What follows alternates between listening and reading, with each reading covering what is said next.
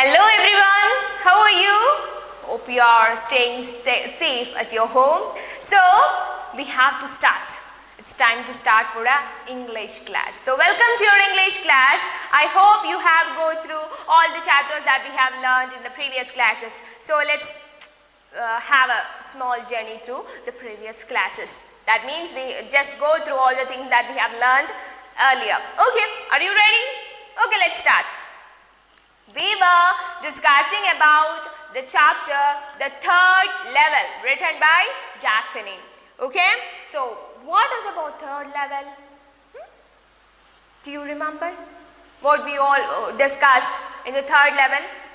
If you are not remembering, let's discuss it again. Okay, so third level. Actually, this chapter is revolved around our protagonist, whose name is Charlie, a 31-year-old man. So, he is assuming something weird. So, this is the story about that. Let's see what all things that we have learned. The Grand Central Station of New York has 2 levels. But Charlie, the 31-year-old protagonist of the story, a city dweller, declares that there is another level, the third level, and claims to have been there as well. Charlie wishes to be transported to third level, the world of Galesburg, Illinois. So actually, there is a Grand Central Station in New York, and in reality, it has only 2 levels, but our protagonist Charlie, a 31-year-old man, claims that he has seen a third level, and he had went there and visited the third level. So the Grand Central Station has a third level, which is entirely different from those 2 levels. These things are be discussed. Okay, so actually, the story settings is related to the after-war effects.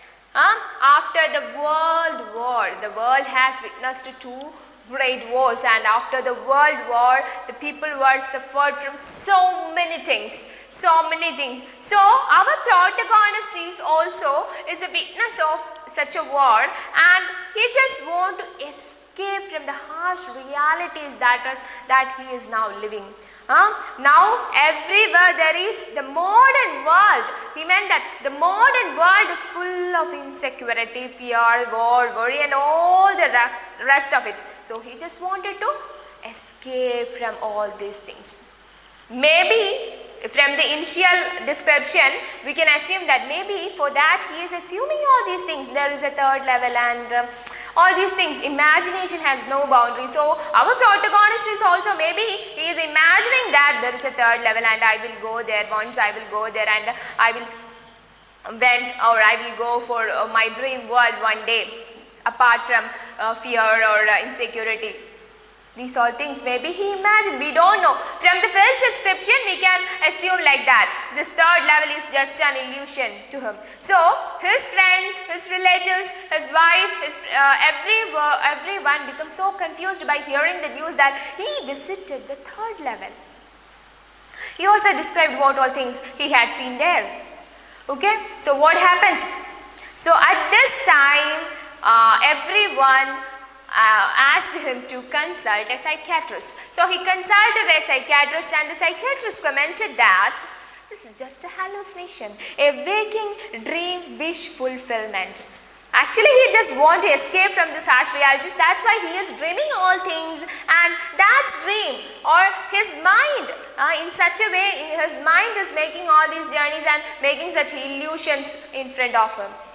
Okay, so by hearing all these from the psychiatrist, he just leave the matter, and he decided to turn to his mind towards his hobby. That his hobby was to collect stamps. So up to which I think we have learned.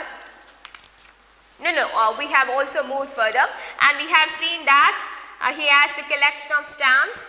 and he started to describe what all things, the narrator started to describe what all things he had seen in the third level. Everyone is blaming him that it was just an illusion, and what made him to realize that he is in the third level.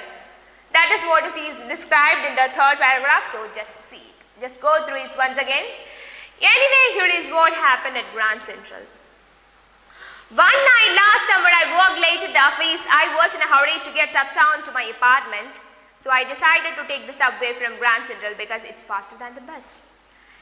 Now I don't know why this should have happened to me. I'm just an ordinary guy named Charlie, 31 years old, and I was wearing a tan, gabardine suit and a straw hat with a fancy band. I passed a dozen men who looked just like me, and I wasn't trying to escape from anything. I just wanted to get home to Louisa, my wife.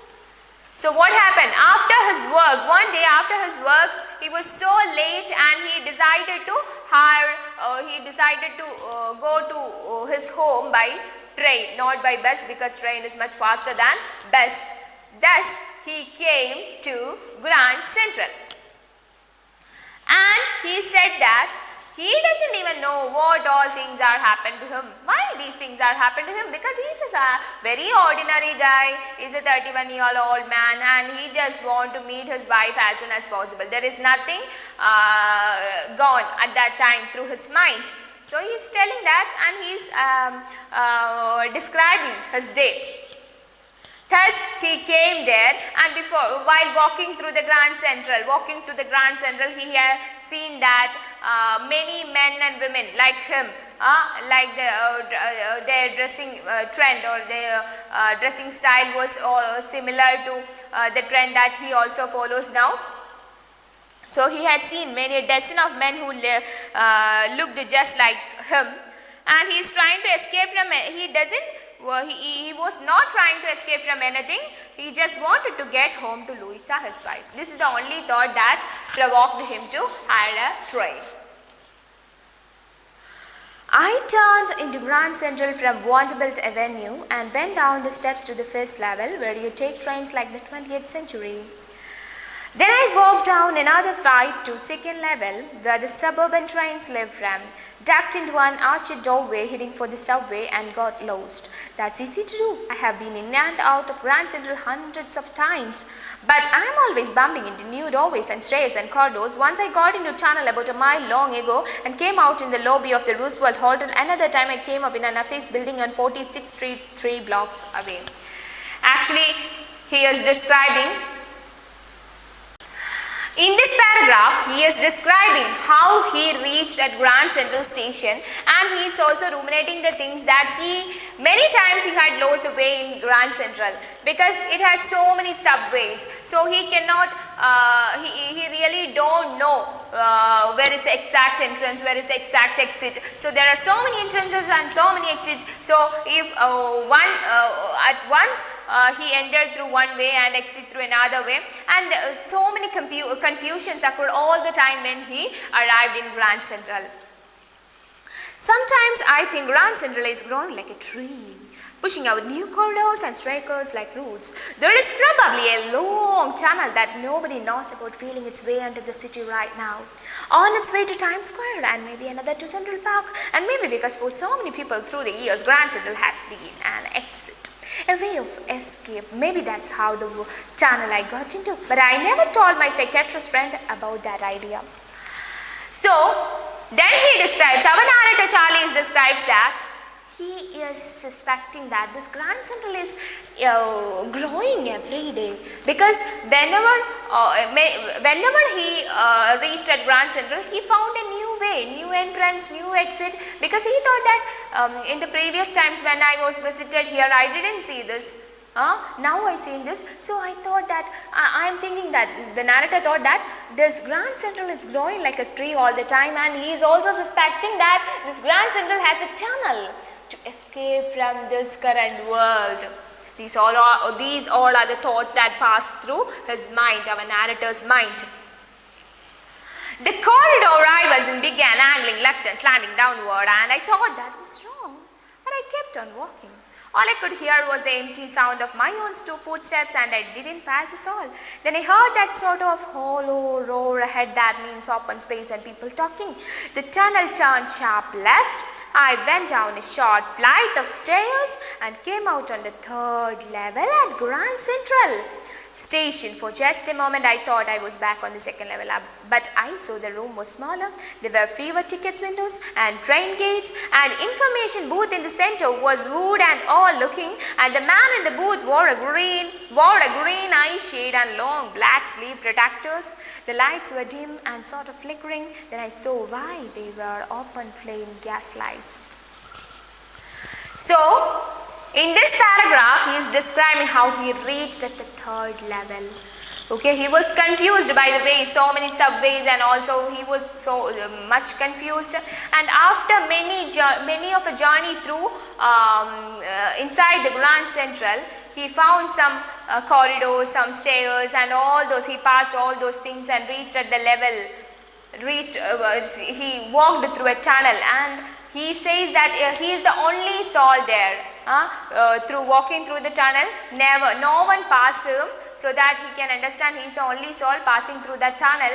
And he realized that there is an end, and at the end of that tunnel people are talking and something. At last our narrator went there, or reached at that end of the tunnel, and he realized that he is in the third level, because everything in that stage or third level was different. It was entirely different from the things that he has seen in the first two levels. So that third level room was so small, the lights there were flickering and so dim, and the people wore dresses like old-fashioned dresses. There is no, we can see that there is no, the modern clutches or the clutches of modernity never touch the third level. All the things there are so old-fashioned and classic. So let's see what happened next. There were brass spittoons on the floor, and across the station a glint of light caught my eye. A man was pulling a gold watch from his vest pocket. He snapped open the cover, glanced at his watch and frowned. He wore a derby hat, a black four-button suit with tiny lapels, and he had a big black handlebar mustache. When I looked around and saw that everyone in the station was dressed like 18, 19 something. In the station was just like 18, 19 something. I never saw so many bird sideburns and fancy moustaches in my life. A woman walked in through the train gate. She wore a dress with a leg of mutton sleeves and skirts to the top of her high-buttoned shoes. Back of her, out on the tracks, I caught a glimpse of a locomotive, a very smaller courier and lives locomotive with a funnel-shaped stack, and then I knew. So, by seeing each and everything in the third level, he has realized that it is something that's similar to the fashion in the some 1890s before. This is not the current 21st century things are, he cannot find any 21st century things there. So he realized that this third level is still stinging or still holding some 1819 trend and all. The people he saw many people there, and those peoples were wearing old-fashioned dresses. He never seen such dresses in his life. And also the hairstyle, and also the mustache, how they shape their mustache. These all things are very similar to the old fashion. And he had seen some locomotives. So these things are he cannot see in the first two levels. So he realized that something weird. To make sure, I walked over to a newspaper boy, glanced at the stack of papers at his feet. It was The World. The World hasn't been published for years. The lead story said something about President Cleveland. I have found that front page since in the public library files, and it was printed June 11, 1894. So, to make sure his suspect or his doubt, he saw a newspaper boy. He went near to him and he just looked at the newspapers in his hand. And those newspapers labeled as The World. Actually, this newspaper that he had seen in the third level, this newspaper has stopped publishing for years. Actually, it was stopped its publication for years. The world has not been published for years. Now I am seeing the publication, the copy of the world here. And it is dated that in the newspaper he saw that the date is June 11, 1894. So it is obvious, it is clear that the third level is something weird, something different, and maybe he suspected himself to be transported to a time machine, in a time machine, and came in some 1980s times before war. Did you get me? I think you get me. I turned towards the ticket windows, knowing that here on the third level at Grand Central I could buy tickets that would take Louisa and me anywhere in the US we wanted to go in the year 1894, and I wanted 2 tickets to Galesburg, Illinois. Have you ever been there? It's a wonderful town, Illinois, with big old frame houses, huge lawns and tremendous trees whose branches meet overhead and roof the streets, and in 1894 summer evenings were twice as long. And people sat out in the lawns, the men smoking cigars and talking quietly, the women waving palm leaves fans with the fireflies all around. In a peaceful world to be hacked there, where the First World War still 20 years off and World War II over 40 years in the future, I wanted 2 tickets for that. By looking all over the third level, he understood that he can collect 2 tickets in 1894 to travel to his dream world, Galesburg, Illinois, with his wife. So, I turned toward the ticket windows, knowing that here on the third level at Grand Central I could buy tickets that would take Louisa and me anywhere in the US. And I wanted 2 tickets to Galesburg, Illinois. And the narrator is asking us, do you know where Illinois is and how that place looks like? Actually, he is describing in the next paragraph. He's saying it's a wonderful town still, with big old frame houses, huge lawns and tremendous trees whose branches meet overhead and roof of the street. This place, Illinois, is not like the city. There are so many large houses, large places, wonderful town, the big old frame houses, huge lawns where people can spend their evening very joyful, and the women waving palm leaf fans with fireflies all around in a peaceful world.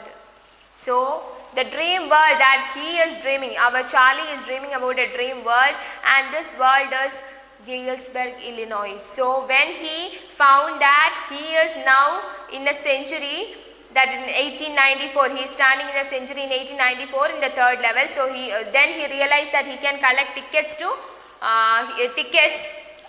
travel to his dream world from here. So, he decided to buy 2 tickets to travel to his dream world at Galesburg, Illinois, with his wife. So, let's stop here, because you have to read and read and read and understand what is going to happen. Okay? Maybe let's assume that this is just an illusion of Charlie, or he is making some illusions to escape from this harsh realities and all. So just go through it. Okay, so let me conclude. Thank you.